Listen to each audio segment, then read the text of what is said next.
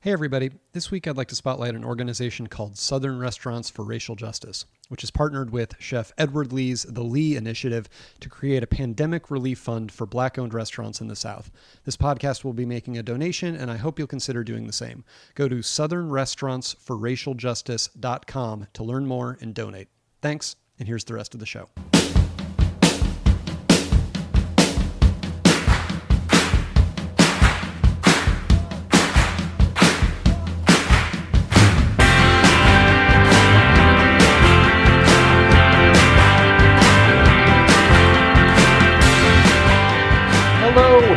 Welcome to Stay for Dinner, a podcast of cooking, curiosity, and conversation. If you love cooking, hate cooking, have no idea how you even feel about cooking because you've never tried it before, congratulations, you are in the right place. The place at the moment is my small apartment kitchen in Los Angeles. Blessedly not that hot today. It's exciting. It's like late afternoon, it's 5 p.m. Should be, by any standard, or at least the past few weeks that we've had to go on, just unbearable in here. But it's not, and that's okay. And I'm going to take advantage of it. I'm not going to press my luck. I'm going to make something that is really cool, both in the sense of I think it is cool in like a, I think it's going to be good.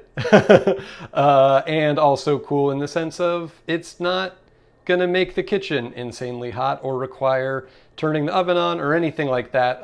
So we're just going to, press our advantage, steal a march on the enemy that is the oppressive summer heat, and not make it hotter than it isn't right now. I'm just going to enjoy it. But, who am I? I'm DC Pierson. I'm a comedian, author, enthusiastic home cook. This is my podcast. Thank you for joining me. My guest today, later on in the program, is going to be Kath Barbadoro, comedian, New York-based, awesome podcaster. I have been on one of her podcasts. She did a wrestling podcast for a while that I was a guest on when I was in New York. Was it a couple years ago now? Was it last year? Time, as you may have noticed, weird and meaningless. Well, not meaningless, but just very bizarre recently. But I am super excited to have Kath on the show. We haven't actually recorded our conversation yet, so I can't tell you exactly what we'll get into, but I can tell you that Kath is the host of the What a Time to Be Alive podcast that I was recently a guest on a Patreon exclusive episode of. Subscribe to that podcast, support her, Pat Monahan, Eli Uden, the co-hosts. I had a really, really fun time on that show. And she also is the co-host of a podcast that I am burning with jealousy of. Even the concept of it is called Lie, Cheat, Steal. And it is about scams, frauds. I realized a couple years ago that a lot of people are very interested in murder stuff. And I think murder stuff can be super interesting. My favorite way to learn about it is to have Haley watch a documentary or listen to a podcast about murder and then tell me about it. I do not have the same level of just pure passion for murder stuff as she does, but I can be fascinated by it. But the crime that I'm super fascinated by is fraud. And what a time. I will marry two of Kath's podcast to say, what a time to be a fan of frauds in our nation. There's just so big and small. The small ones are a lot more fun to read about than the big ones. But I am thrilled to talk to Kath today on the show. But before we hear our conversation with Kath, I am going to be making dinner. That's what it's part of what we do here. It's part of why we're here. And I am returning to my recipe well that I endlessly go back to, which is the New York Times. I go for the crossword, I go for the recipes, I go for the poorly modulated headlines about really frightening stuff happening in the world where they'll just be like, sort of interesting. That's right. We won't We won't get into it, but we will get it. That's the motto of this show. Won't get into it. I will get into it, but I won't get into it. Yeah, you get it. So it would be like I feel like if the recipe section of the New York Times was like some of the headlines in the news part of the New York Times, it would be a really delicious, awesome recipe, like I'm sure this one is going to be. But instead of coming out and saying like it's really good and it's perfect for a summer's day, it's like, bolstered by flavor, some see a meal. I am not making myself laugh with my joke. I'm making myself laugh with my dumb voice. That I have decided New York Times headlines are written in. I am making a recipe by Darun Kwak. It is called Kimchi Bibim Guksu. Bibim, when I saw that word, it made me think of bibimbap. I looked it up and it means mixed. Oh, he says it right here. He says it right here. Bibim Guksu, which means mixed noodles in Korean, is an adaptable, spicy cold noodle dish that's perfect for a quick summer meal. Somyeon thin wheat noodles or soba noodles are traditionally used. That's what I have. I have soba noodles. But angel hair pasta would work as well. You can double the sauce and use it for bibimbap in another meal. I think I'm going to do just the plain amount of, even though that sounds good, I think I'm just going to do the regular amount of sauce. And this recipe, unlike a lot of the ones I make, is just 2 servings to begin with, so I don't have to do any mental calculation in my head of what the different types of, or what the different amounts of ingredients are. I will just be making some soba noodles and chopping up some veg, and then it's going to get all tossed in a very spicy sauce, and then it's just going to be a really good cold noodle dish. I'm even going to put it in the fridge for a little bit because we're not going to eat here for a while, and then just get it out later, throw the stuff all together, and I'm really excited about that. I like the idea of being done with dinner in advance. It's not the norm, and I'm going to enjoy it. So first, before we do anything else, quick check of my ingredients. 1/2 cup of kimchi. I have that, and part of the reason that I'm so excited about this is I have homemade kimchi. I made some kimchi a few months ago. My friends Dan and Maggie got me for Christmas a year or 2 ago, I think, a fermentation chamber that sounds like a room in the home. It's not. It's a small beige-ish box, but it's really cool. It has this lid that you can press down and flatten the air that is produced out of it, and it's really, really neat. I haven't used it in a couple months, but the last time I used it, I made a bunch of kimchi that I'm still working through. And I'll be honest with you, the kimchi that I made this time around, I've made better. I think it ended up being like a B+. I feel like you gotta own that sometimes things that you make at home, part of why you like them is they're homemade, even if you're like, is this as good as every store-bought kimchi I've ever paid a bunch of money for? No, it's not. I didn't quite achieve the homemade kimchi heights that I have previously, but part of why I like it is that I made it. So that's okay. I think we have to reduce the emphasis on things that are homemade, that they have to be also the best you've ever had. You know what I mean? It's just sort of like, it's mine. That's part of why I like it so much. And this is going to use a lot of it. So that's exciting as well, because then I can make more. So we're going to be using 1/2 cup of that, chopped into 1/2-inch pieces, plus 1/4 cup of kimchi juice, the little, juice from the jar that is really tasty and kimchi-ish and good. I'll read the amounts as written, and then I'll let you in on why I have to kind of shift mine around a little bit when I'm making it. So this is the recipe as written. 3 tablespoons of gochujang, 2 tablespoons of rice vinegar, 1 tablespoon of granulated sugar, 1 tablespoon of soy sauce, 1 tablespoon of sesame oil. I like it when a recipe has a lot of just like the same amounts of things in it. It's pleasing to me for reasons I can't explain. This has 3 tablespoons of 1 tablespoon each of different stuff, and I like that.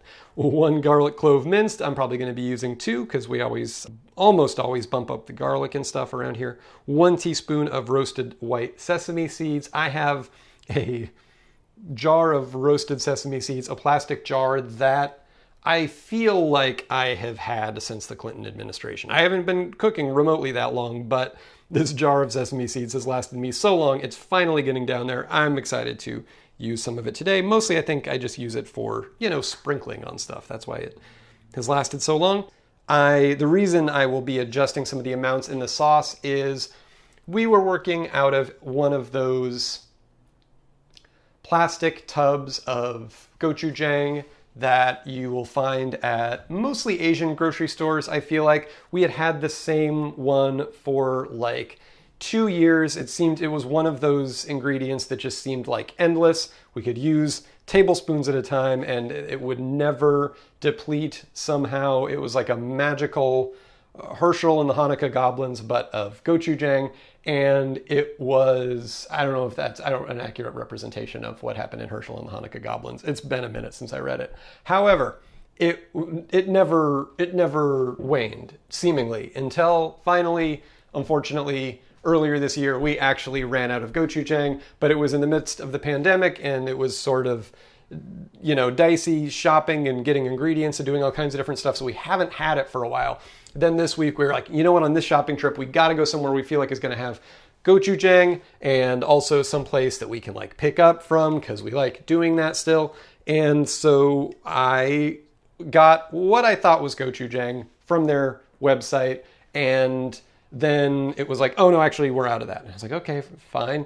And I was like, oh, there's this other thing here that comes up when I search gochujang. So I'll just get that instead, only to find out when we picked it up from the store that it is a gochujang saute and marinade sauce.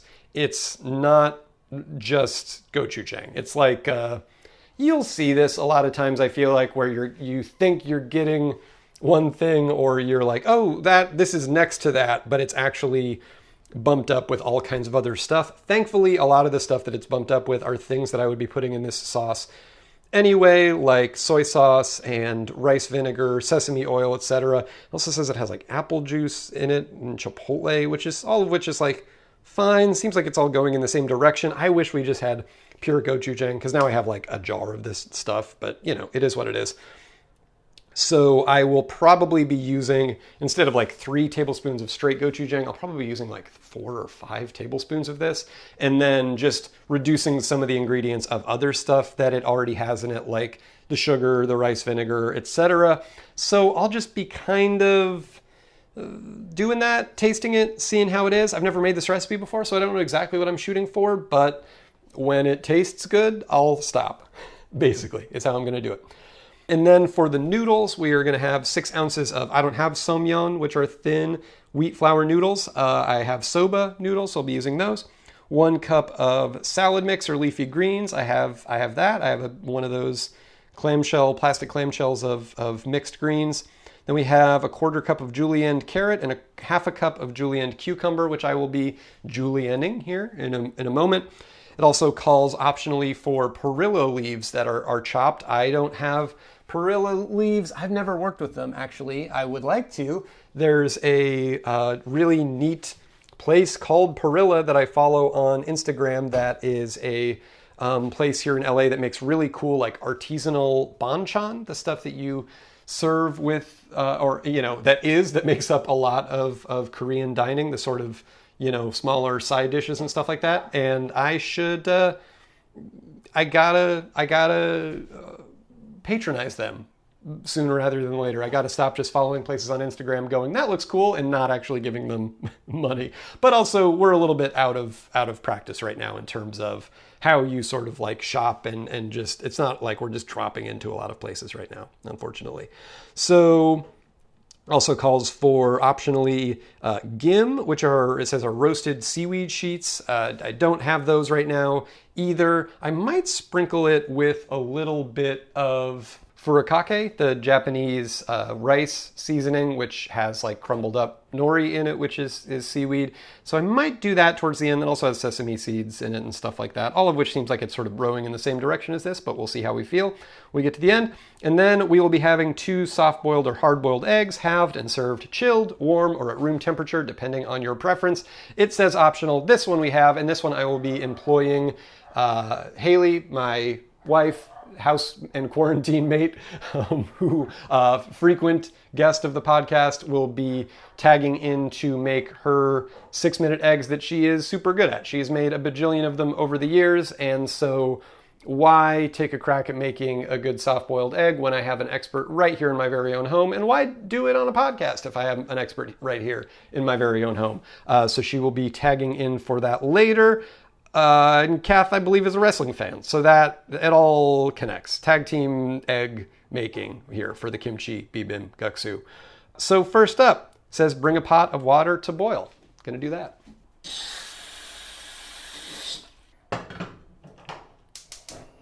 All right, and then it says, while the water comes to a boil, prepare the sauce. Also, if you hear any random background noises, the official random background noise of this week is our cat Linus playing with an empty peanut butter jar. So, just so you know.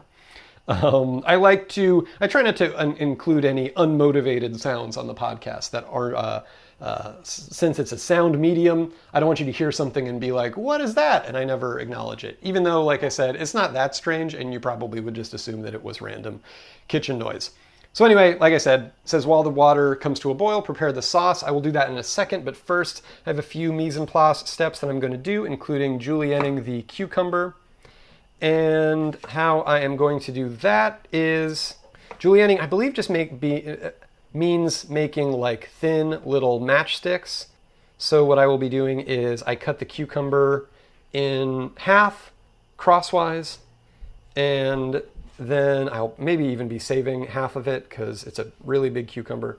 And then I'm going to, I don't know if this is the official culinary school approved way of julienning the cucumber. This is just the way I'm doing it. But I cut it in half, and then I'm going to cut one of the halves into thin strips one way.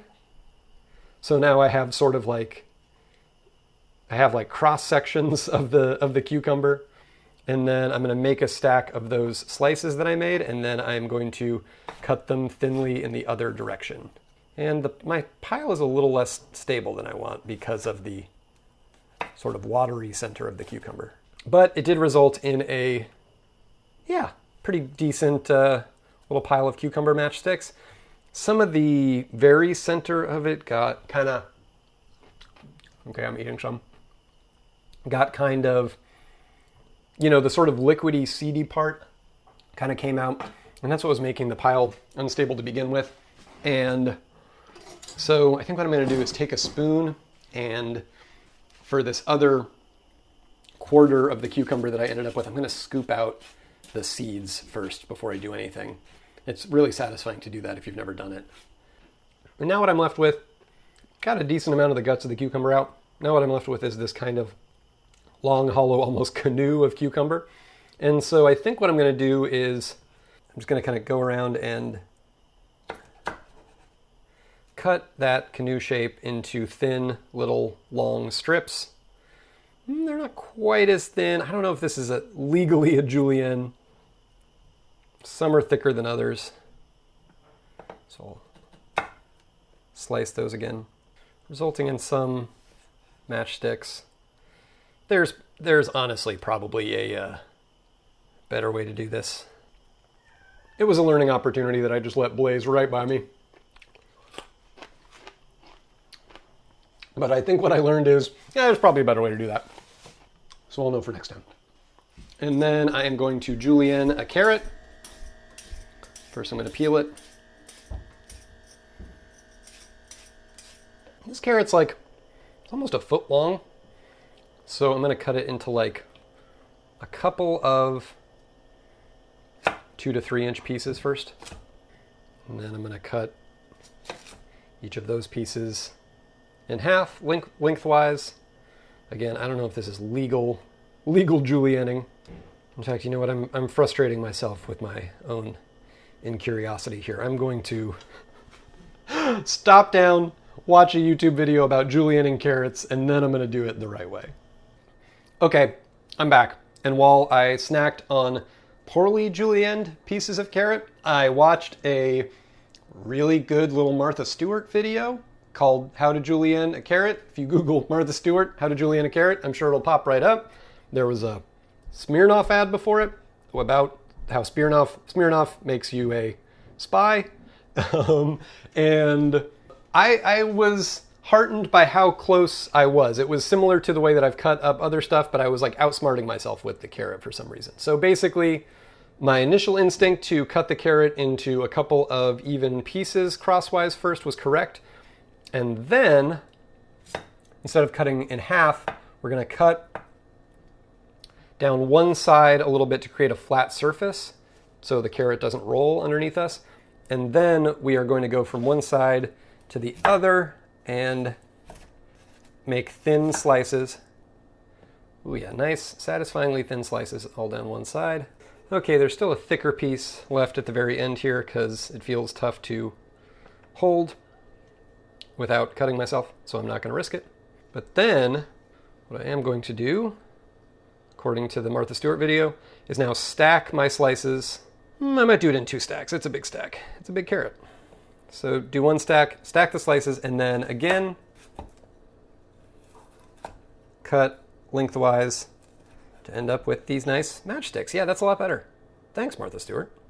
I think you could, I guess, probably do, I don't know, the middle of the cucumber makes it more difficult. Again, I'm assuming there's a video for that, but that ship has sailed for me today. I'm taking julienne and carrots as my big lesson of the day. All right, then I'm going to mince my couple of garlic cloves.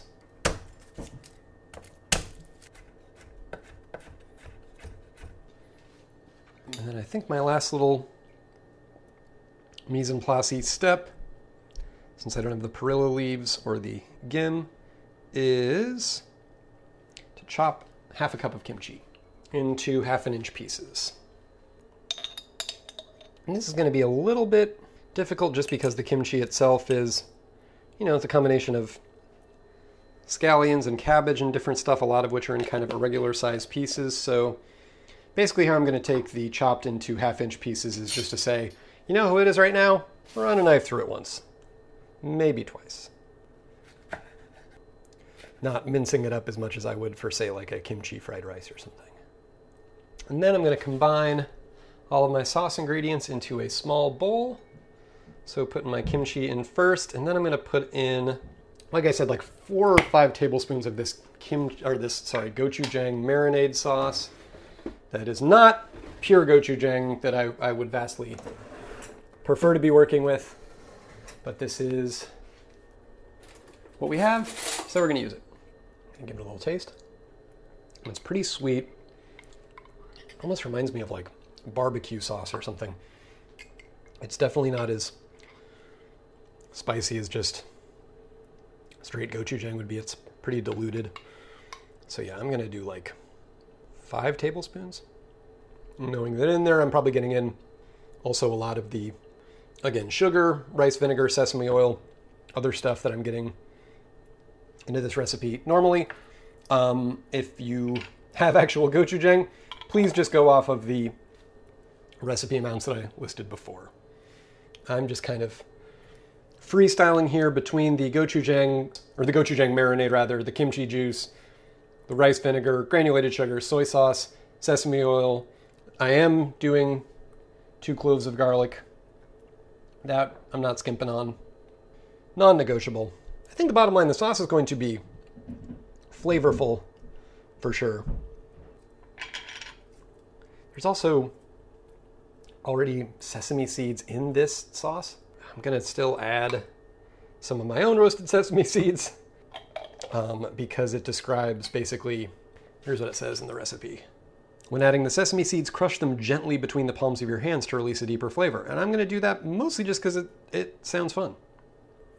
They're pretty solid. Maybe I just don't have very strong palms, but having slightly better luck picking them up and pinching them in between my fingers and kind of rolling them around a little bit. Some of them are getting crushed. Okay, your mileage may vary on that one. Maybe just since this is the jar of sesame seeds that time forgot, they're a little more solid than average. Adding them nonetheless, it's going to be good.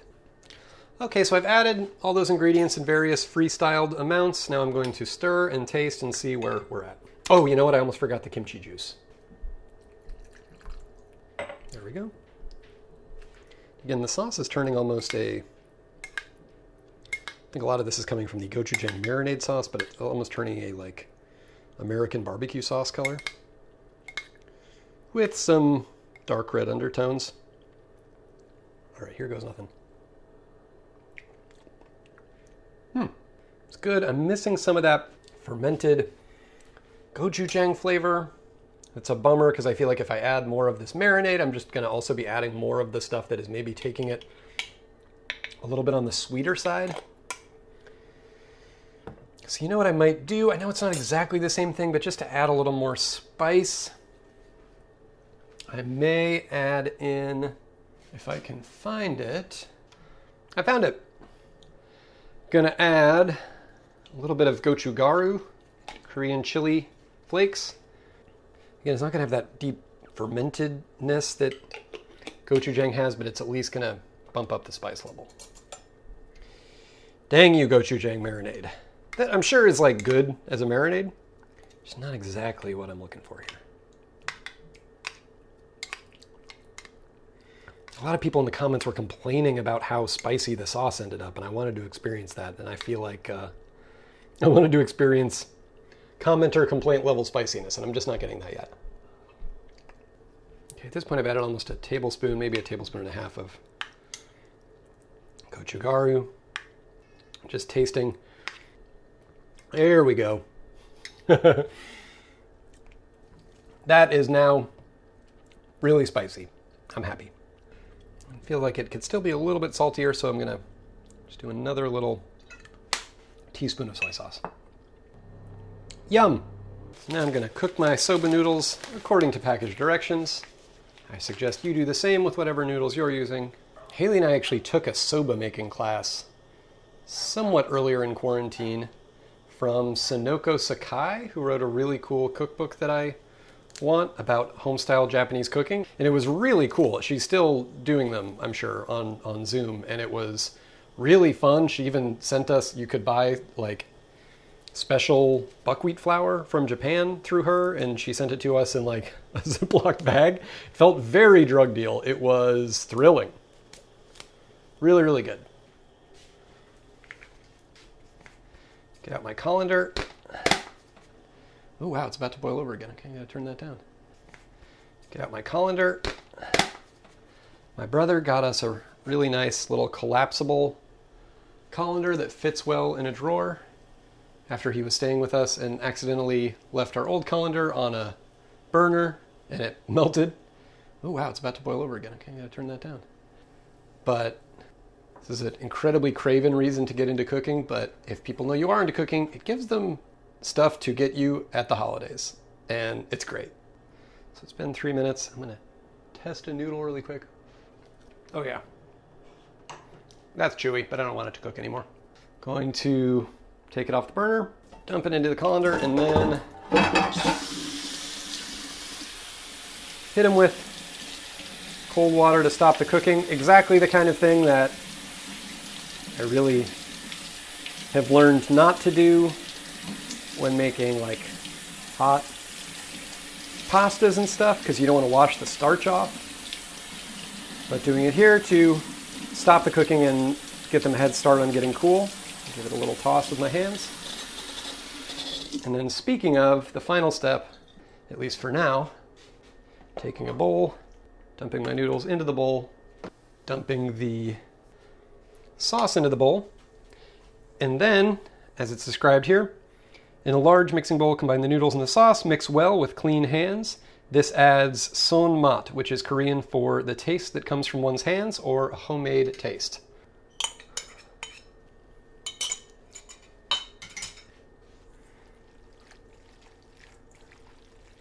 Mixing it together with my hands, there's a definite kind of pleasurable, you're at a haunted house, close your eyes and stick your hand into this bowl full of brains energy that I really like. Having trouble getting some of the kimchi fully incorporated. I feel like that always happens when you have pasta that or noodles rather, that you're trying to mix larger chunky stuff into to get it to become homogeneous. Oh yeah, this is gonna be good. Yeah, this is gonna be really good. Global warming is here. Definitely buy stock in cold noodle dishes. All right, and now I will turn the proceedings over to Haley, who is going to take us through her 6-minute egg flow that has never failed. It's definitely never failed me. I don't believe it's ever failed her. She makes them all the time. She was eating them for lunch for years. And we'll be back. So you want jammy yolk, Yes. not fully liquid, Correct. but not fully set up. Yes. Great. Okay, so I see we already have some water boiling here. Great. It's pretty darn simple. Could you hand me 2 eggs, please? Great. I like to use this specific little slotted spoon to lower them in there. So I do it one at a time because it's tricky. Sometimes the eggs will like crack and they'll still usually be fine, but sometimes if you kind of plop them in there, they'll crack, which is not ideal. So I very, very gently lower them in and place them on the bottom of the pan, and then immediately start the timer for 6 minutes, and then we just let them boil. That's about all there is to it. All right, so that's been 6 minutes. I am immediately at the ready with my slotted spoon to take the eggs out.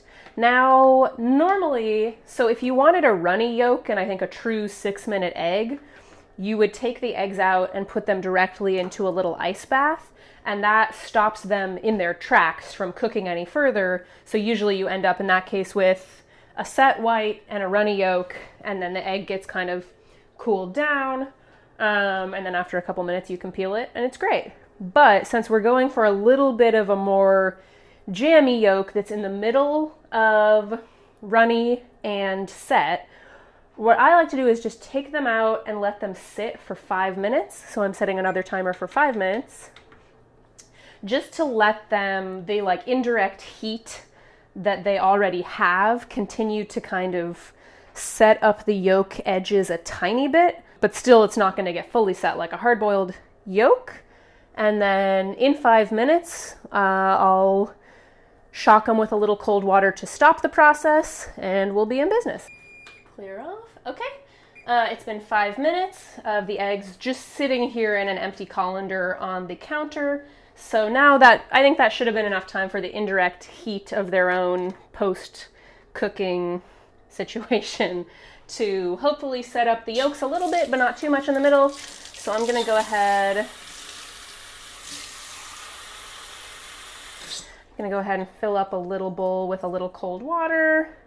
I'm going to set the eggs in there. Maybe pop an ice cube or 2 in there. Ooh, yeah, that satisfying ice cube crack.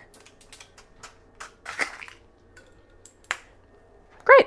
So then these eggs are just going to hang out in this little bowl of cold water with some ice cubes, and they should be cooked through in the middle. So this is just about stopping the cooking process completely, stopping the process of the mellow indirect heat, and bringing them down so they're a nice, cold, peelable temperature. And that should be it. All right, so that is how we have made our eggs, and now simply the noodles have been chilling in the fridge, and I'm just going to combine them into bowls, top them with the greens, the cucumbers that we inelegantly julienned, the carrots that we somewhat more elegantly julienned, and I'm going to cut these eggs in half and put nice little, half eggs on top with the jammy yolks.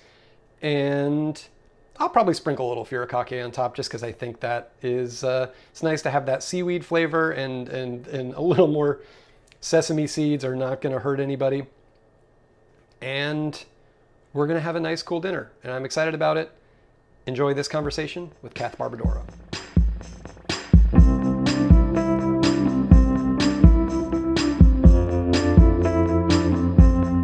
Kath Barbadoro, thank you for joining me. If this were a normal episode of this podcast, we would be in the same place, and I would be placing a plate of hopefully delicious food in front of you. But since it is not, I don't know if you've heard, but it's not normal times. I can't do that. So all I can do is hope that whatever you ate last was delicious and satisfying.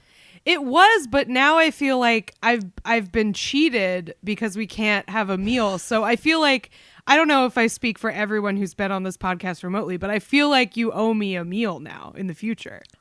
Oh, won't that be great when I can, like, after everything and the pandemic, society's continued existence pending, I get to have like a giant medieval feast, like a long table with all the people that I've had at the podcast during the pandemic, and like just so much insane Game of Thrones food that he would like take several pages at the beginning of every chapter to describe. That'll be great. Yeah, we just all sit at like a big banquet hall and eat turkey legs with our hands, and it's going to be great. That sounds awesome. Were you a Ren Fair person growing up, or are you still? I don't know. I was not, but I have a healthy respect for Ren Fair culture. Good. That's always my first question right up top. I just want to make sure that everybody that comes through the door has an appreciation for like a wooden sword and a plastic cup full of mead.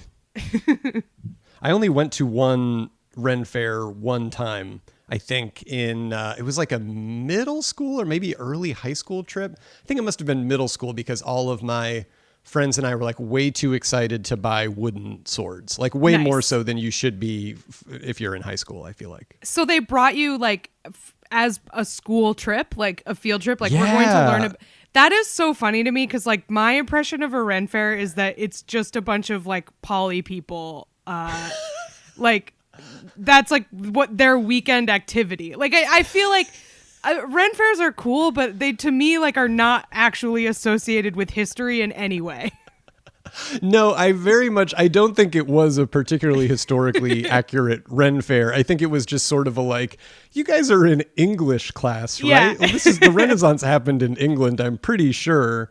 And so just wander around this kind of like muddy dirt lot. Yeah, with some tents in it. But it's funny that you mentioned the Ren Fair is just a bunch of poly people, because this is not my story, but a friend of mine was at a Ren Fair like as a grown up, I think like a few years ago, and said like he was in line for like probably the turkey legs or whatever it is, maybe like a dipped candle. Sure. And he said that there was like a couple behind him that was just like, you know, full on adults that were just like really making out. And then the woman sort of was like, pulled the guy behind like, it was clearly there was like an exchange between them. That was like, let's go have sex on the grounds of this Ren Fair. Yeah, that's like the type of behavior I expect there, which is why it's like, there's nothing about it on paper that makes it not okay for middle schoolers to be there, but it just like, this is not the reason that the adults are there. Like they're there to have sex on the ground. That's why people go. At least the people who go and like wear costumes, like that's why they're there. Right. Yes. And I think that's what was happening. Probably it was sort of just like we accidentally brought a bunch of seventh grade like honor students to a effectively to an outdoor swingers convention. Yes, exactly. That's the word I was looking for. It's basically for like a specific type of nerdy swinger. And again, I say this with all like respect and love for them in the world. Like they've found their thing. They seem very happy, but it's its own world, I think. Oh my gosh, absolutely. No, we absolutely celebrate it, and we're not here trying to stigmatize anyone who is like, you know, me and my husband and the Black Knight that does the jousting show are all in a throuple. Right. So, Kath, where does home cooking fit in or not fit into your life at the moment?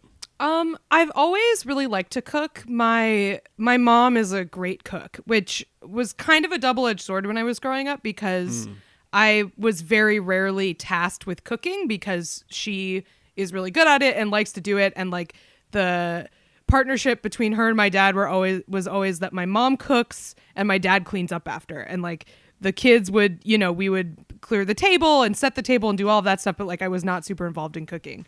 But like right now I'm definitely cooking more than I was before, because I live in New York City. I live with two roommates. So I have like a very big kitchen for New York, which is great, but I still feel like a little weird about monopolizing kitchen time most of the time. But my roommates have been out of town with this whole pandemic thing. So I've had the kitchen to myself and so much time to cook because nothing else is happening. So I've always really liked it, but I feel like I've definitely gotten more into it during this. And like, there's just like, I'm eating out less, like there's less excuses to not be cooking at home. So I've definitely done some more labor intensive recipes in the last few months. So you're getting to have your own kind of, with your roommates gone, your own sort of little like cooking home alone experience, basically. Yeah. And like my roommates, my new roommate just moved in today actually, but my previous roommates, like they were not big cooks anyway. I think the only things I've ever really seen them make in the kitchen are pasta with pesto. That's like all they eat. So like I did feel like I had the kitchen was kind of more my space, but I still felt like, well, I don't want to like make a huge mess in here and have other people have to like walk through it and deal with like the pandemonium happening in here. So I was a little more reluctant to try things that maybe would take like a lot of time or a lot of pans or things like that. And now I feel like I can really own it and make a huge mess. Yeah, I feel like a couple of people on the show have mentioned that, like the sort of like the dynamics of roommate situations as they relate to like kitchen space. And basically what it comes down to is it seems like unless you're an utter sociopath, that like any common area of the apartment is like so shared and so common that it's almost like nobody uses it to its best use. You know what I mean? Because everybody understandably feels like you do, where it's just sort of like, if I'm going to really get into this, I'm going to be in here for a long time. I'm going to be using a lot of stuff. I don't know if it's like I'm cooking for everyone or like, what are you doing or how close of friends are we or like, what's the situation? Yeah. And so it just ends up feeling like even if you have a kitchen, if you have enough roommates, it's just like none of us are quite taking full advantage of this. We're all just trying to like get in and get out. Is that accurate? I think that's true. And especially in New York, where sort of solitude is really at a premium here because it's just so crowded and everybody's always on top of each other and it's like very loud and stuff. So I feel like there's an extra sort of amount of like, you want to give people as much space as possible in your home just because it's like the only place that's actually quiet in the entire city. So I feel like there's like even more of that here than when I was, for example, living in Austin, where it just was, there was a little more space. It was a little like, I feel like in New York, even when I've lived with like really close friends, it's like home is like an off place. It's a place where I just like come to unwind. And so if somebody is like being really loud and messy in the kitchen and you just want to like get a snack or something, it's just like yet another person being loud and distracting in your vicinity. So I feel like I'm like extra conscious of it, which is like definitely overthinking it because like I never think about that if someone else is like using space that we all pay for, but it's definitely in the back of my head a little bit. No, I know what you mean. I do think there's a certain it's been a while since I've had just like a like roommate, like somebody that I'm not dating, that I live with. But I do think there is a certain amount of like, I guess basically a feeling of like, oh, you're here sometimes. Like when you just want to sort of, it's like you had kind of a bad day or you just like need that moment to fully be sort of quote unquote like off stage. And then there's just another presence there in a space that it's like, it's not even like they're doing anything. It's just sort of like you have to be that one tick more on your guard and like the public version of yourself, or just the version of yourself that shares the world with other people, as opposed to just being fully like, okay.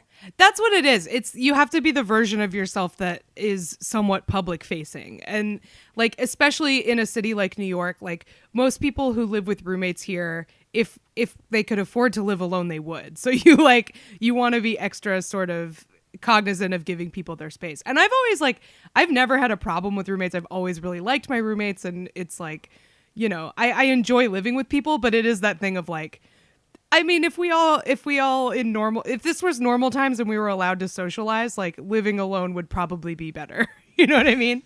So Yeah. Whereas Austin, to me, correct me if I'm wrong, but Austin feels like the city of the roommate. You know what I mean? Oh, like yeah, it just definitely. feels very sort of like everybody's kind of hanging out and it's very loose. And there's like, I'm imagining like a big pot of chili is just like sort of going on. Yeah, there's a lot of people just sort of like hanging out on porches, like just indefinitely for like their entire lives. And someone will like burgers will eventually like materialize. Like that is how it works there for sure.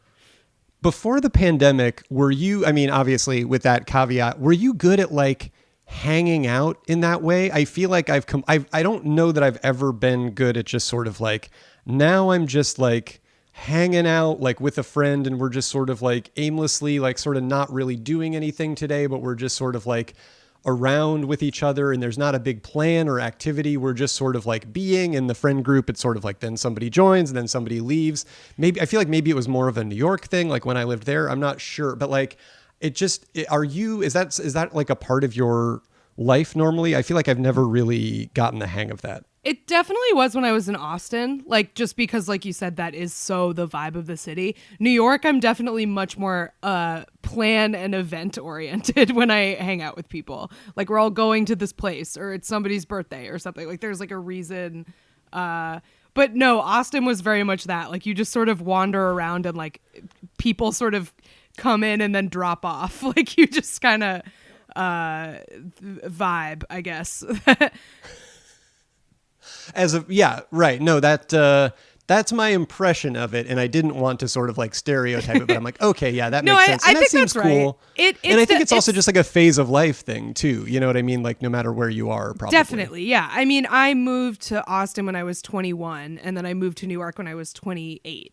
So, like, very different phase of my life, very different interests in like what socializing, what I get out of socializing in those two ages. And like Austin has also changed a lot. It's not quite as much like that anymore. It is more of a sort of global metropolitan city in, I think, many negative ways. Like it's sort of lost that laid back attitude a little bit. But yeah, like I think part of it is just the group of people I was around, the age that I was. And now it's like, well, now most of my friends have like more demanding jobs or partners or babies or like reasons that they can't just sort of hang out for non-specific periods of time. Yeah, that makes so what you're saying is it's not being kept weird. Exactly. It's not being kept weird. That's correct. Oh, that sucks. All those t-shirts were such a waste. Oh, they're still selling them. Don't worry. Oh, okay, good. Phew. Okay, that's a big relief. So in this period of not having roommates around when you've really been sort of embracing cooking and you have all this time, have there been projects that have stuck out to you as like, this is something I've like really enjoyed doing? Well, something that's been kind of fun is obviously I live in Brooklyn and I have been pretty confined to Brooklyn, like going to get food that is within walking distance of my house, which thankfully is a lot of really great diverse food options. But there's some stuff that I really like that is a lot harder to access from my neighborhood. For example, I really like Korean food. And I really like, there are like a couple specific like things that I'm like, oh, this place in the city has this really good like thing that I can't get because it's in Manhattan. So I'm going to try to make it. So like I've been cooking a lot of Korean food, which is also a great thing to cook if you don't have roommates around, because there's a lot of like preserved things and like fish sauce and stuff. And it can make your apartment smell like pretty gnarly. And it's absolutely worth it, but if you're cooking it and not eating it, you'd probably be pretty bummed out that your apartment smelled like that. So, yeah, so like I did that, and then the other thing I was thinking that was like that was there's this this bakery in the West Village. I can't remember the name of it, and now it's gonna really bother me, and I'm gonna look it up. But they make these Swedish cardamom buns, and it's like you walk by this storefront and it just, this wave of cardamom smell hits you, which is the first time I found it. I was just walking by and I was like, oh my God, I have to stop and eat whatever that is. It's called Fabrique. That's the name of it. And they're like so good, and I can't like there's really no reason for me to go to the West Village and like risk getting COVID to go get a cardamom bun. So I made those one time, and they didn't turn out great, but I was still like really proud of myself for doing it, and they made my apartment smell amazing. So that was very exciting. Oh yeah, isn't that? I mean, there is something to. I actually, it's funny actually because on the cooking segment on this episode, I am making, or I've already made at this point actually, a like a Korean like cold noodle dish that was really good, and I'm definitely like, this is already feeling like a weirdly Korean food themed episode. Oh, yeah. And then also I used this kimchi that I had that I made myself like a while ago, and I was talking about how it's like, it's not that it's okay, like, but it's not, I was like just acknowledging like I really really like it, partially because I made it myself, but I think an important part of like making stuff yourself is like being able to acknowledge like, yeah, I put a bunch of work into it, and just for whatever reason, it didn't turn out as good as like times I've made it before, or like a kimchi that I could buy at the store for like $15 or whatever. But there's just something about having made it yourself where I feel like you can be like, I'm really proud of this because I made it myself, but that doesn't mean that it has to be like, also, it's actually better. Because I think you can almost like, it can be like self-defeating sometimes to be like, if I'm making it at home, it has to be better than the one I could get at Fabrique. You know what I mean? Totally. And I'm glad you're talking about this because number one, I have a bunch of bok choy in my fridge that I'm probably going to make into bok choy kimchi. So I'm glad to have like a caveat. It's probably not going to be as good as the kimchi that you buy. But I also have a thing that happened to me like that where, so I've been doing a sort of like a CSA. It's like a veggie. They send me like a box of vegetables every week. And they have some add-ons sometimes. And last week I got a watermelon, and it was awesome. I love watermelon, but then I was like, I don't want to throw these rinds out. Let me figure out something to do with the rinds. And I made candied watermelon rind, and it took days and it's like not good. Like it's it's fine. It's like it's one of those things where it's like I can't imagine it being better. Like I think I did everything right. It's just that's what that tastes like, and it's like not very good. So like I spent all this time doing it because I was like, I don't want to waste this. And they're just like sitting in my fridge, and I've been garnishing cocktails with them because I'm like, this seems fancy, and now I like feel like it like feels nice to have, and they're not going to waste, but like I'm absolutely not just going to eat these. Like they're not worth it. I think that's perfect. I think that's a perfect use for that, because then also the one of the dirty little secrets about food is it's like, if nobody else is eating them and you're the only one, or you're just like people close to you are eating them, like as far as the rest of the world goes, if you tell anybody like, oh yeah, and then I made candied watermelon rinds, they're going to be like, holy shit, you're amazing. You know what I mean? Like it doesn't really, it's, I guess it's the sort of like Instagram effect of like, yeah, nobody has to know that it didn't taste that good. And that doesn't mean that it's like, oh, and then that's all that matters. Like it's definitely not, but there is something to that of just like, yeah, at the end of the day, if it didn't turn out that good, like that's fine. Or I think but it's also kind of nice to just be able to own that and go like, yep, I put a bunch of time into this, and at the end of the day, I don't see what the hype is all about. Right. Like, that's okay. Like I'm never ever doing that again. Like I don't regret doing it because it was like an entertaining experiment, but it is not good. Well, now you've saved yourself you've done it already. You know, you're not going to do it again. And then for all you know, you're saving yourself from like, and then there was going to be a time 2 months from now. Well, probably not. Maybe like, let's say like next summer where I would have done it. Right. And it's like, and then I was in my apartment making these candied watermelon rinds, and my apartment got hit by a meteor or something. It's like, no.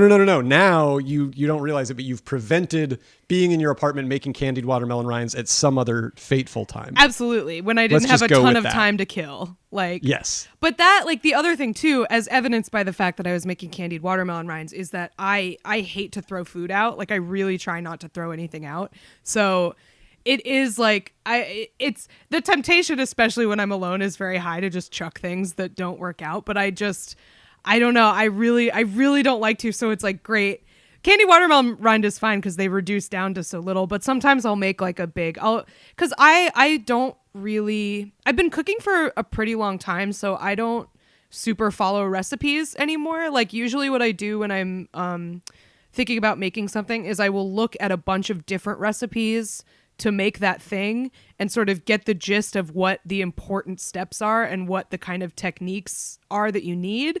And then I'll just kind of go with what I have and what's in my kitchen and what's sort of to my preferences. So usually that works out fine, but every once in a while I will just like really fuck something up because I'm not following a recipe. And then it's like, great, I made like 5 meals worth of soup that like isn't good and I'm not going to throw it out and now I just have to eat it. It's a real bummer.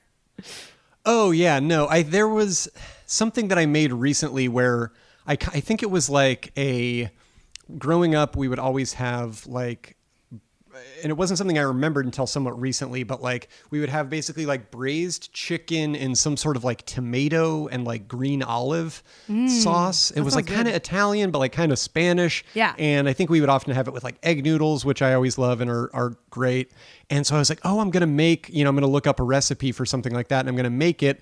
And I made it and it was like fine, but it just didn't, for whatever reason, it just wasn't living up to my memory of it and it just wasn't very good. So I kept being like, okay, you know what I'm going to do? I'm going to try to like weirdly reverse engineer the leftovers from this because we have a ton of it into like a sort of a backdoor kind of arroz con pollo. Okay, I'm going to do that. And that's a whole process. And then be like, and that's also not very good either, man. And then there was like the final 2 servings of it on the last night. I think I just ended up making it into a weird kind of like almost like a chicken soup with rice in it or whatever. And then finally at the very end, it was like, this is truly disgusting looking. It does not resemble food in any way, but it is finally good. Oh, great. It's taken on all these different forms. And now its final form is just like this completely, the rice and the chicken and everything is just completely broken down. And it's just this slurry and it looks terrible, but it finally tastes good. And I was happy that I sort of like fought for it in that way at every step. And then finally I uncovered an approach to it that worked out. But it's I know what you mean, where it's sort of like you a little bit just want to be like, I don't know, maybe I just forgot about it in the back of the fridge and then I just sort of like get rid of it. But you'll feel so bad if you do that. I do think too that like challenging yourself not to throw things away will make you a better cook because you will do things like that. You will figure out how to use leftovers in inventive ways. And like I said, I'm getting this like veggie box and I get to customize it a little bit, but I don't fully really get to choose what I get. And committing to not throwing things away really pushes my sort of boundaries as a cook and makes me cook things that I wouldn't otherwise think to make because I'm like, well, I have this stuff in it. Like I never would have thought to make bok choy because I cook a lot of Asian food, but I don't normally like buy bok choy. So now it's like, okay, what am I going to do with this? I'll learn a new kind of technique to figure out how to not throw all this stuff away. So like for leftovers, my things like that are definitely a soup is always good if you can make it into a soup. And if it's not soup food, just making it into some kind of fritter will usually do the trick. Just pan fry it with some kind of starch. It'll be good. Yeah, that's a great call. Oh, I don't think about a fritter, but I some definitely kind of should. patty, like if you can like mush it into some shape with a lot of surface area and then shallow fry it, like it's usually going to be pretty good. That's interesting that you mentioned the approach of kind of reading all the different recipes and sort of seeing like, okay, what is the like platonic ideal of this recipe? What are the commonalities throughout? My wife Haley does that. That's like her approach. I'm starting to get less this way, but I'm still pretty literal oftentimes, where it's like, okay, I've found like this recipe and maybe we don't have everything in it, but I'm pretty much going to stick close to it because I'm always worried that, again, less so as time goes by, but I think I still have this concern that it's like, if I don't do what the recipe says and it turns out bad, then I'm going to sort of like know, like I should have just done what it said, even if that's not true. Yeah. I think like it also depends on where you're getting your recipes. 'Cause like a lot of recipes are like, I think the thing I've realized and why I don't really cook with recipes that much is like a lot of recipes aren't very well tested. Like they're not, especially if you're just Googling stuff, like the reliability of the recipes you get are like, if it's baking, you definitely have to follow it to the letter, but with cooking, it's not really especially exact. I mean, there are certain recipes, if I'm making something really complicated or something really specific, or it's a recipe from like a very well-regarded chef that like people swear by or whatever, like I'll try to follow those, but I feel like the main things to get down are just like technique and whatever sort of the flavor profile of it is. Like, I'm sure people have talked about salt, fat, acid, heat on your show before. Like that. I definitely have.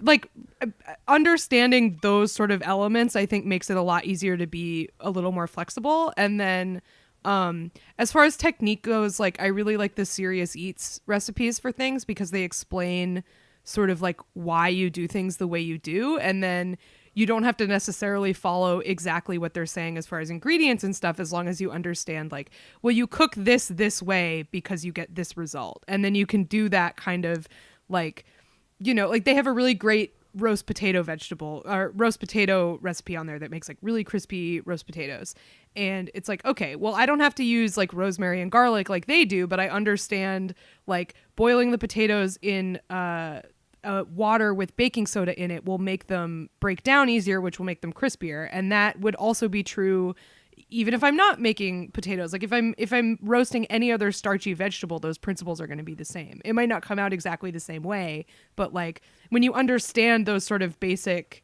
like elements, like I hesitate to even call it science, because it's like it is science, but it's so simple. Like acid does this to fish, and like cooking something in salted water makes it taste seasoned. Like just those kinds of things. Like once you understand that, I feel like you don't need to be quite as married to recipes.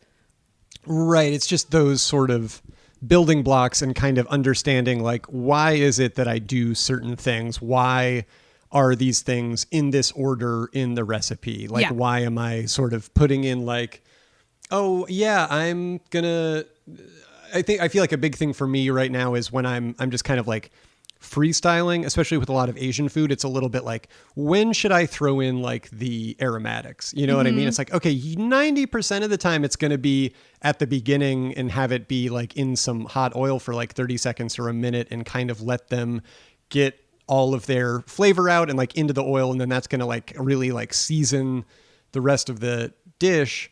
But then there's like every fourth time it's like, oh, no, wait, you had them in there for too long. And then now they're like completely burned. You know what I mean? And that's why this is the rare one where you wanted to like throw in your protein or your whatever at the beginning and then throw them in late, you know, just like sprinkle them in a little bit later. Like not everything is universal, but if you know enough about why you're doing what you're doing, you can sort of figure out and kind of choose your own adventure a little more. I think you're totally right. Was there a like aha moment for you with stuff like that? Was it, you know, salt, fat, acid, heat, or was it just like sort of, was there a big sort of like transition moment for you where you realized that? Not really. I think like my family is very into food. Like we all really, really like food, and like I said, my mom did almost all of the cooking, but we all do like to cook, and we all really like to eat. So, even before I was cooking, I feel like I was talking about food with my family like someone who cooks. So like we were talking about sort of the building blocks of like what makes depth of flavor in food, like at the dinner table, because, you know, but because my mom did all the cooking, we would, you know, be like, oh, this is amazing. Like what a wonderful dish you've cooked, you know, like I'm sure she doesn't feel like we complimented her appropriately, but yeah, so I think like that, I'm very lucky to have had that sort of vocabulary growing up. And I think that's like all down to having the sort of like socioeconomic privilege that my parents had jobs where they had enough time to like be home and cook and eat with us and talk about food and like give us a really good education in like nutrition, but even more than that, just like how cooking is like a really fun and enriching activity. And even though I didn't do it a ton when I was younger, I feel like I've really taken that. And like now I feel like it is one of the only things that takes my mind off of how insane the world is in a productive way. Like exercise kind of a little bit, but I can't exercise for as long as I can cook. So cooking tends to do it better for me, I think. Yeah, same. I feel the same way, that there is a kind of like rhythm to it, and if I'm like in the kitchen and maybe like Haley and I are chatting, or like I have some music on or whatever, that there can really be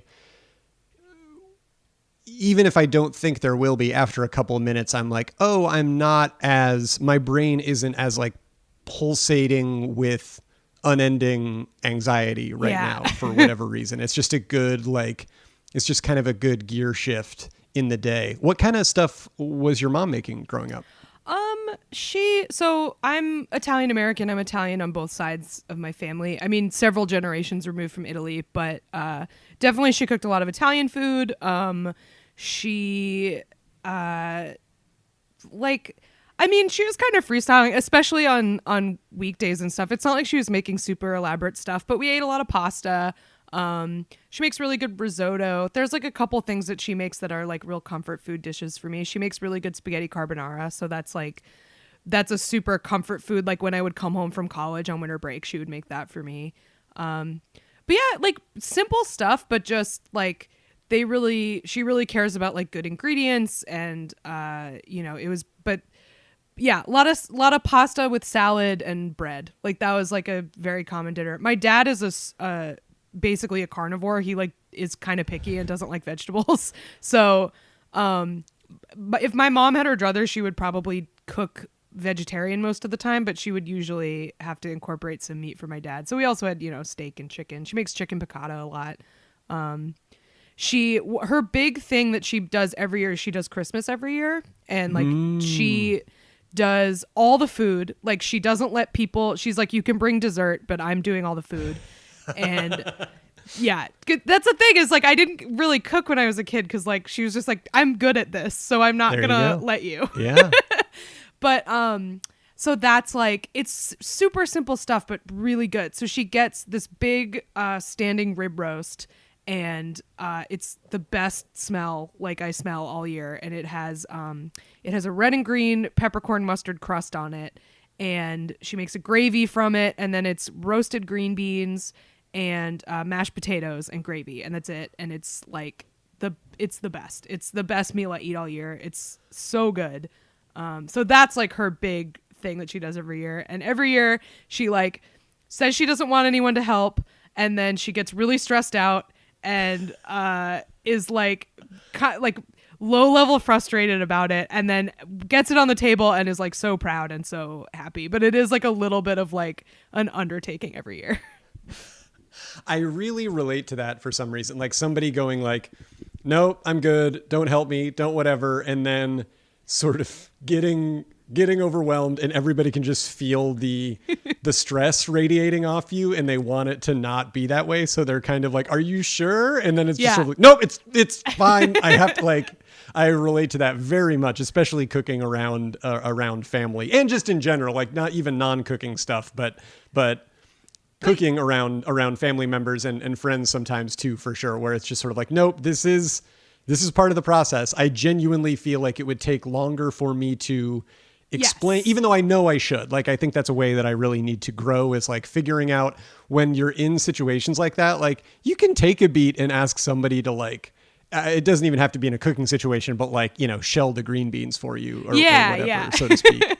She's like, okay, she's okay about that stuff, but it is like, it's one of those things where it's like everyone else in the family is like drinking and like walking around, and the way my parents' house is like, you walk through the kitchen to get like everywhere. So there's just like people going in and out and being like, wow, it smells so good, and like asking her questions, and they're like a little tipsy, and she's just like, I'm just trying to cook this food for you, like please leave me alone.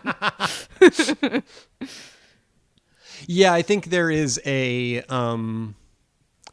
there's a type of person, and I think I'm getting to be more this way, but Haley and I both really like putting on dinner parties, or at least we did when you could like be indoors with people with your mouths exposed. And some people think you can now. Joke's on you. You can't. You don't can't. do it. Please don't do it. or just seeing, I like seeing even like restaurants and places that I like. And I totally get that they're in a completely impossible situation. We're all in these incredibly impossible situations right now. I really, no judgment whatsoever, but like seeing this, place in LA that I really like, and seeing them post like outdoor seating area. Here it is. And it's a picture of like a couple of chairs underneath a tent. And they're like, and masks, don't forget your masks, where you want to be like, yeah, but what are you doing under there? You're eating. Right. You eat. There. Yeah. I haven't gone out to a restaurant, and yeah, I'm absolutely no judgments for like, there's such inconsistent messaging, and like, who really knows, but it's like, I have not felt, like that is something that is necessary for me to do in this environment. So yeah, I have totally avoided all of that. It is nice that they're taking up parking spaces in New York with outdoor dining, though. I think that is at least cool. Yes, I think from what I've seen, I know they're trying to do it here in LA, but it's just everything is more spread out, so you don't experience it as much. But the pictures and video I've seen of these like streets in New York, where it really does kind of feel like oh shit, that looks like Amsterdam or something. Everybody's like walking and biking, and it's also hard to square. We're getting way off topic, but I'm fucking fascinated by this stuff. Like, and also infuriated by it, but it's tough to square that with all the like New York is dead takes, where you're just sort of like, it doesn't look dead, it looks awesome. I mean, not for nothing, you know, obviously, like, I'm not trying to be callous. Part of the reason that it's achieved that is because it was the just like epicenter of just unbelievable horror for many months, and so it sort of had a head start on other places in the country in terms of sort of figuring out like, what does life look like now that, you know, we're sort of a little bit on the other side of this just like incredible, unbelievable, terrible spike. But it does a little bit like, you just see stuff like that where you're like,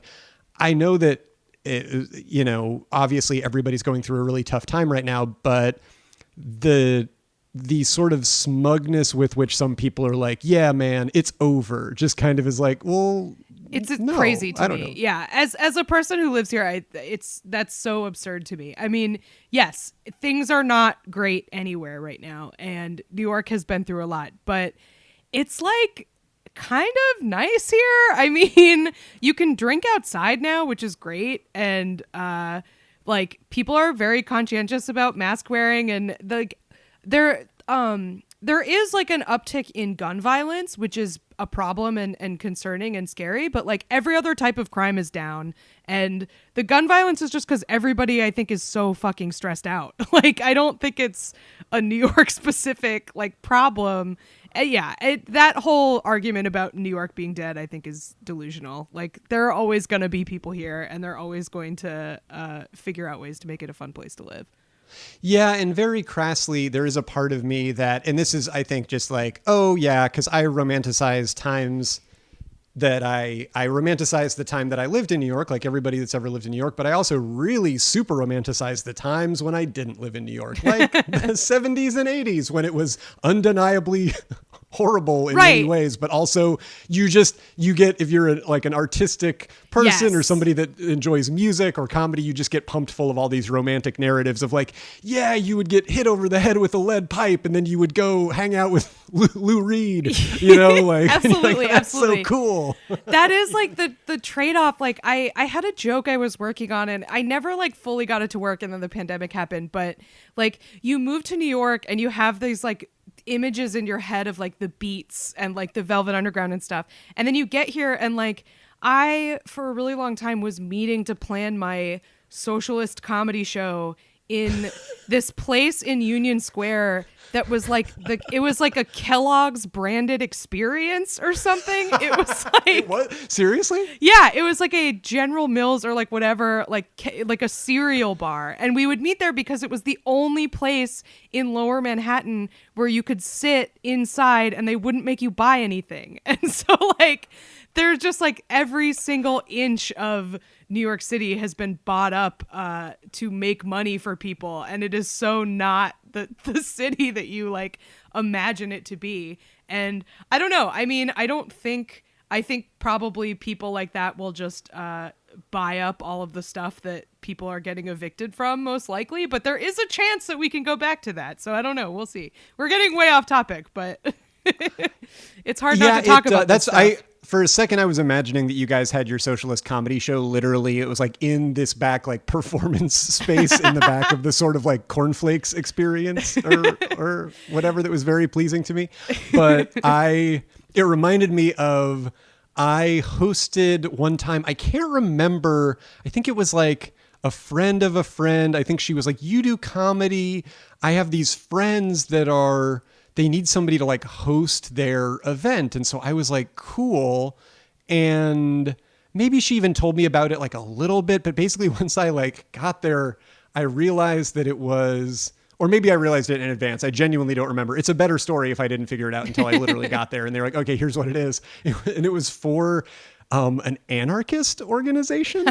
Nice. And it was like at a bar, and it was like, and everybody was like, it's not the sort of anarchists of people's like fever dreams. Like nobody had like a handlebar mustache and was like throwing, Molotov cocktails. It was just sort of very like thinky, serious people. And, everybody was super earnest and super nice.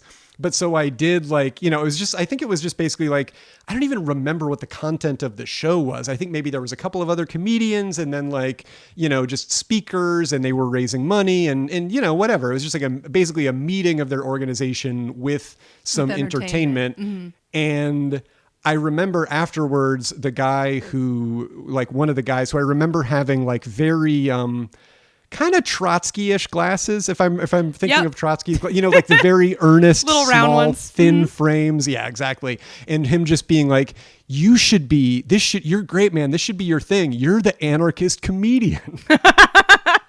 That's so and funny. I just think of like how different my life would have been if I had just fully steered into that. I just love the idea that the anarchists are thinking about branding. That's very funny to me. Yeah, exactly. I mean, I think they have to. I think that's probably what a lot of my material was about. And you would think they would be tired of hearing it, where it's just sort of like anarchist meeting. That's ridiculous. You know what I mean? Where it's just like, no, that's not what it's about, whatever. But they still liked it. Like they still laughed. I think it was that kind of thing where whether it's sort of like you're hosting a thing for anarchists or like some company where they've been like, Sheila in HR really likes the Dallas Cowboys. Yep. And then you say that and everybody's like, yay. For sure. People like hearing about themselves. Yeah. That's the absolute common principle. Like whether it's a corporate or an anarchist meeting, no question. Just tell them about themselves and they'll go nuts. People love it. It's great. Do you have complete pivot back to, I don't know, it doesn't matter. Segues don't matter. Let's be honest with ourselves.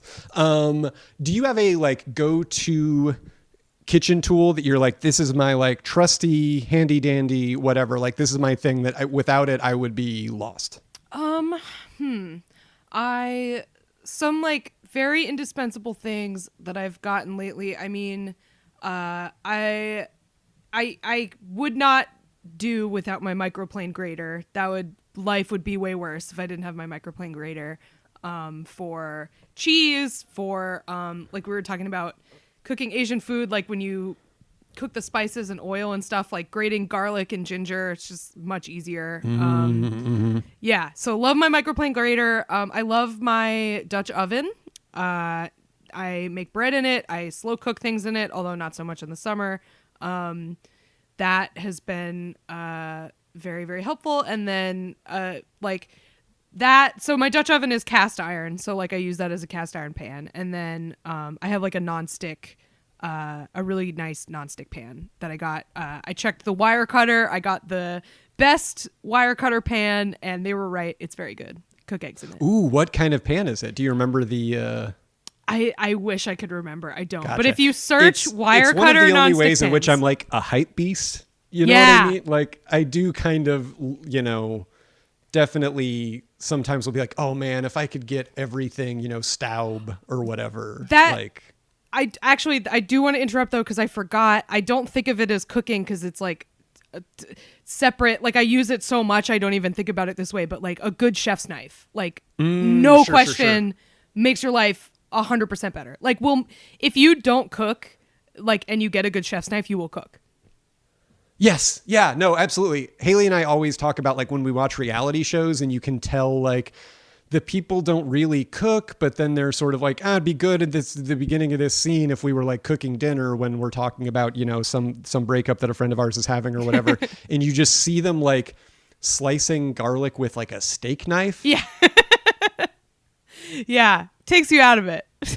And you just want to scream, you know what I mean? Like, and I think we've found that even with like, sometimes people that we know where it will be like, oh, we're like house sitting for them. And then you go and you're like, wait, but where's like the good knife? You know what I mean? Yeah. Like, I don't know, you know, it just is like, it makes such a huge difference. I'm kind of looking forward to, so I like my roommate situation is sort of weird. So I had 2 roommates.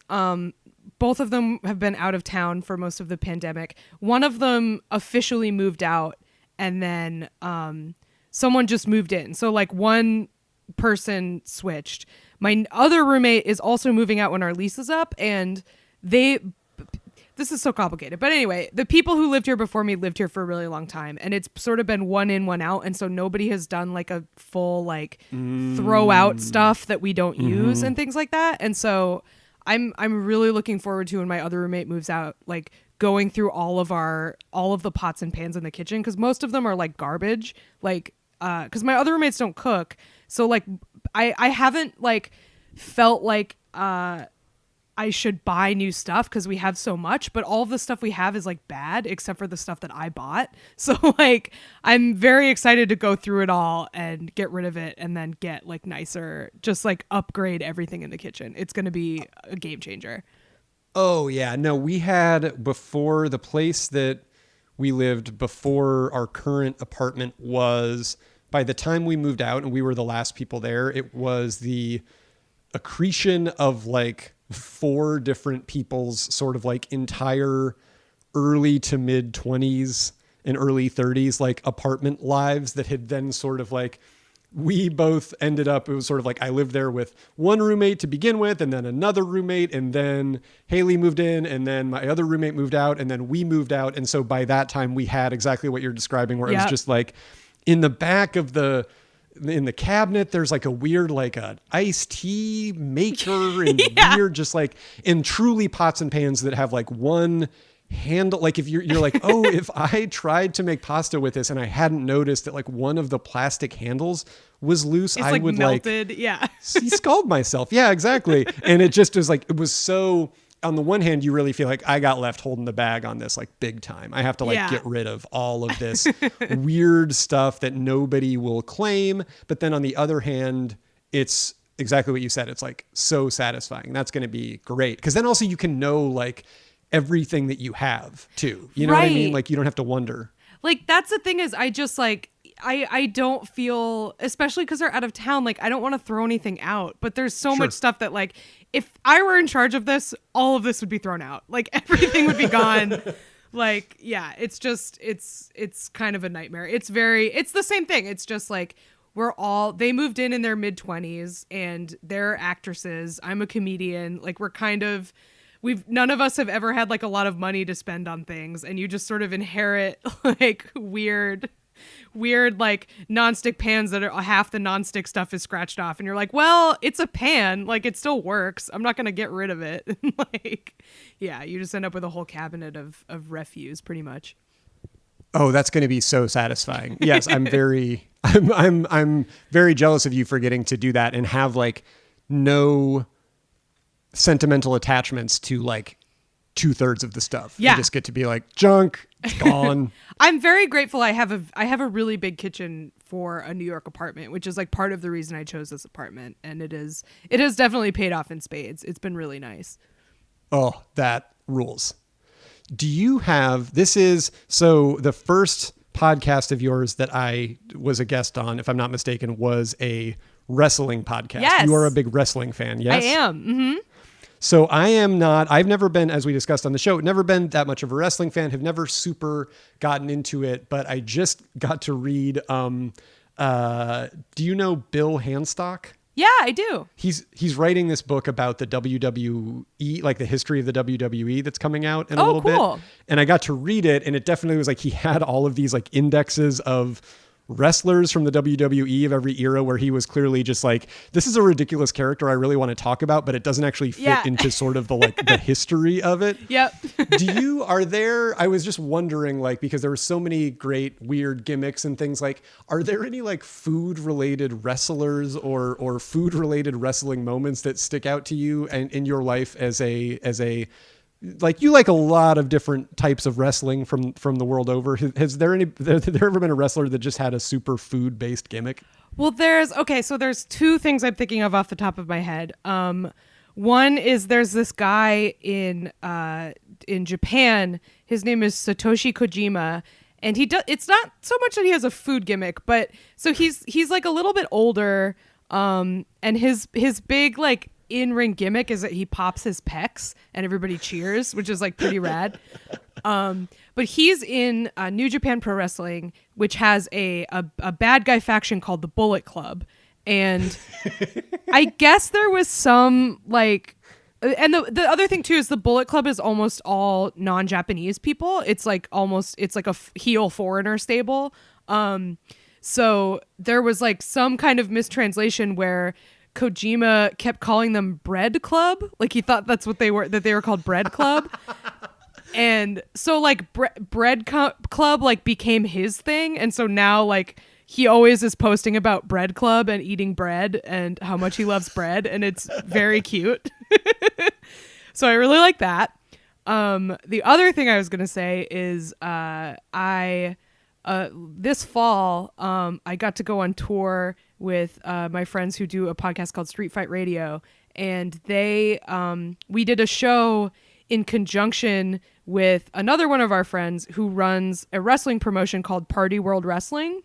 And Party World Wrestling is like, it has evolved into more of a legitimate wrestling show, but when it started, the way they described it was, we're a community theater troupe that puts on a play about wrestling. Like that was kind of the idea. Like none of them really knew what they were doing. They just like had funny characters and would like, and have this whole like mythological storyline behind it. And then they've been doing it for years. And as they've been doing it longer and longer, they've actually brought in real wrestling trainers and they actually kind of know what they're doing now.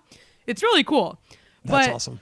When I saw, so they're like sort of a real wrestling promotion, sort of a comedy wrestling promotion is what I'm getting at. And we did a show in conjunction with them. We opened for them and they had two wrestlers. One of them is named Luigi Prima and he's a pizza man and he's like he runs a pizzeria. That's his character. And the other guy, I can't remember his name, but the guy he was wrestling was like coffee themed. He was like a barista. And so like the story of the match was basically that the coffee guy was the bad guy and wanted to gentrify the pizza guy and like take over his pizza place. And so they just had a whole match like based on that storyline where it was like, oh, the big city slicker barista is gonna like beat up this like the little family owned pizza shop. And it was great. Like it was so much fun. And I believe I know the guy who plays Luigi Prima used to work in a pizza place and can spin pizza dough. And I think that happened in the match. Yes. It was great. So much fun. Yes. That is perfect. That is exactly what I wanted to hear, is that there's a wrestler that spins pizza at you or spins dough at you. Is very, very funny. Oh, that rules. My other podcast of yours related question was, are you aware of any, so you do a podcast about fraud, right? I do, and yeah. Scams and stuff? Lie, cheat, and steal, yep.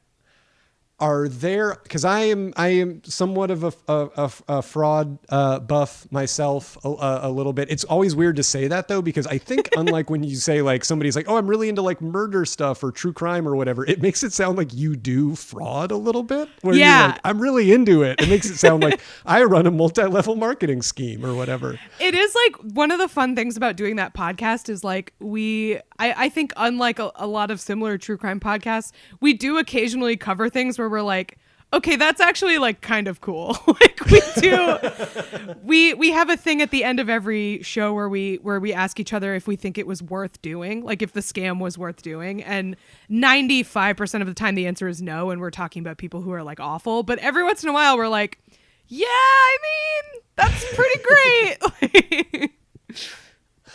So have you guys ever run across any like food world related scams? Because it does seem like a potentially a fruitful area for fraud to me. Yeah, it absolutely is. We haven't done an episode about this, but I've been thinking about trying to turn this into an episode about fraud in various food items. Like big ones are in the US are olive oil and honey. Like counterfeit olive oil and counterfeit honey. With olive oil, it's very often still olive oil, but from a region other than the region it says it's from. Like it'll get shipped to Italy and packaged in Italy, so they can call it Italian olive oil, but it's really from somewhere else. But sometimes it's mixed in with other types of oil. Like sometimes it isn't actually purely olive oil. And then honey is often mixed with other cheaper sweeteners, so it'll be diluted and stuff. So those are like two food counterfeit things that I know about. But the other thing that we did do a podcast on long ago was a wine forger, a very prolific wine forger. I think that is close enough to food to count. Oh, yeah, absolutely. Yeah, he was I believe from Hong Kong or the Philippines, and he got in with like fancy wine taster society and got met up with all of these wine collectors and sort of made these connections in this world, and then sold a bunch of counterfeit wine to like a Koch brother and like all of these people. And there's a documentary about him on Netflix called Sour Grapes that's pretty good.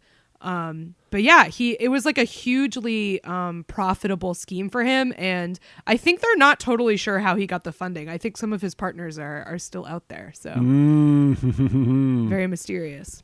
Oh yeah, no kidding. That's one that does feel like it like rules a little bit more than some other ones where you're like, oh, I'm like cheating old people out of their Social Security or whatever. Like right. ones like where you're go ahead. Sorry. You just no, like yeah. There are definitely worse schemes to pull than like charging a Koch brother several $1,000s for a fake bottle of Burgundy. Like it's really not the end of the world as far as crimes go. And it does a little bit remind me of art forgery, where you just go like, oh man, the level of skill required to do this is just unbelievable. Yeah, they talk about this wine guy as having like an incredible palate. Like he was really, really good at like not only forging labels and stuff, but mixing wines together to get an approximate sort of taste that people who drink a lot of these wines were unable to detect. So it's really interesting. That's one of those ones where I'm like, that's in the 5% where I'm a little bit like, I'm not saying I would do it myself if I had the skill, but you're like, you have to respect the hustle on that one. Exactly. Yeah. Begrudging respect. It's definitely not like making the world better, but it's also not super making the world worse. It's a little bit of a lateral move. And if the byproduct is an interesting documentary, I think you might have ultimately made the world a little bit better. That's true. Do you know what I mean? Yeah. Final question, Kath. If there was a food that either something that you ate growing up that you remember fondly, or just something, really great that you've had in a restaurant as an adult or anywhere in between, if there was something that you don't currently know how to cook, but you could just snap your fingers and know how to make perfectly, what would it be? This is a really hard question because like on the one hand, there are some sort of purely technical things that I wish I was better at. Like I wish I was better at like cooking steak. I just think that would be like an incredibly useful skill to have, because I'm not good at like judging doneness and getting the right sear and all of that stuff. But as far as like nostalgic food that I wish I could make and share with people, one thing that COVID has taken away from me that makes me very sad is that I love Chinese hot pot. It's like one of my favorite things to eat.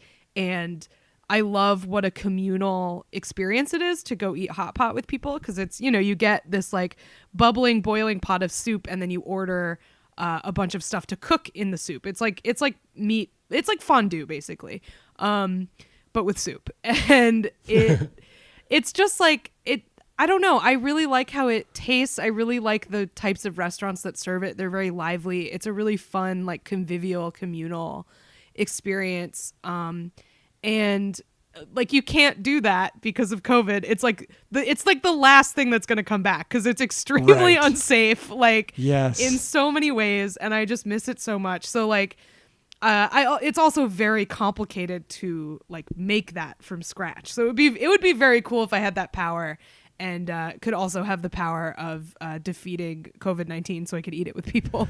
That would be nice. That would be, I would love if it's like the person who came up with the vaccine was just Kath. She had a grudge. She was like, I want Hot Pot back, and then banged it together. And then now we're good. We're in the clear. 100% effective. I'll get I've working never on it. had that. I've never done that.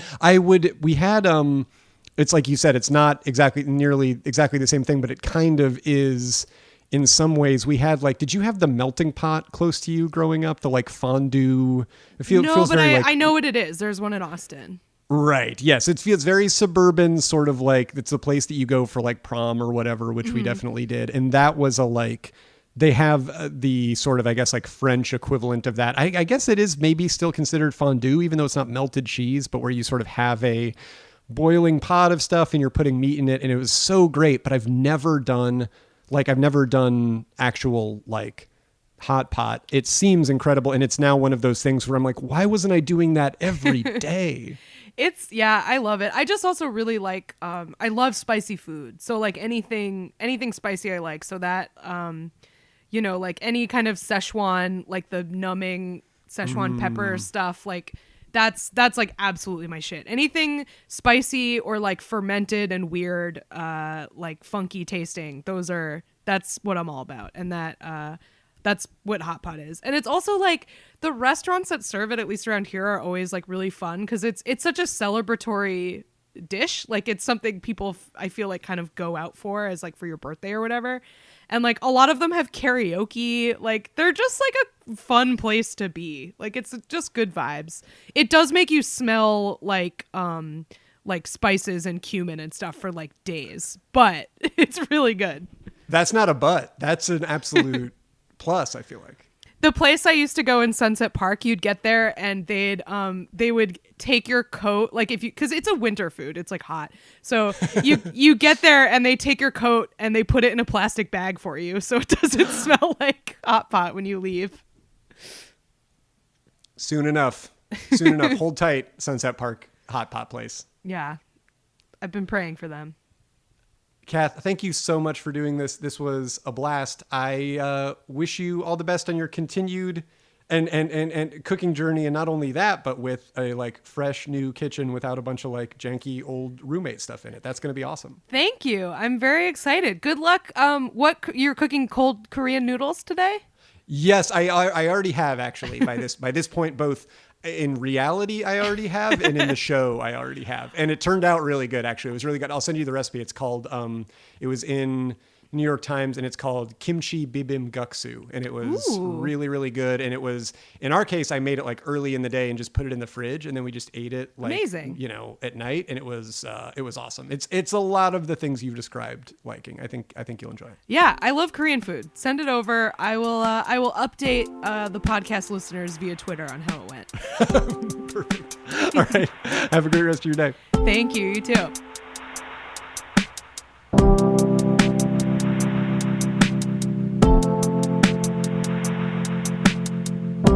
That is it. That is all for this week's episode of Stay for Dinner. Thanks again to my guest, Kath Barbadoro. Please check out What a Time to Be Alive and Lie, Cheat, and Steal wherever pods are cast. And while you do that, please rate and subscribe to this podcast. If you haven't already, it helps people find the show, and that in turn helps there be more show. You can follow me at DC Pierson on Twitter, DEECEE Pierson on Instagram. If you decide to cook along at home, please take a picture and tag me in it. I would love to see what you make.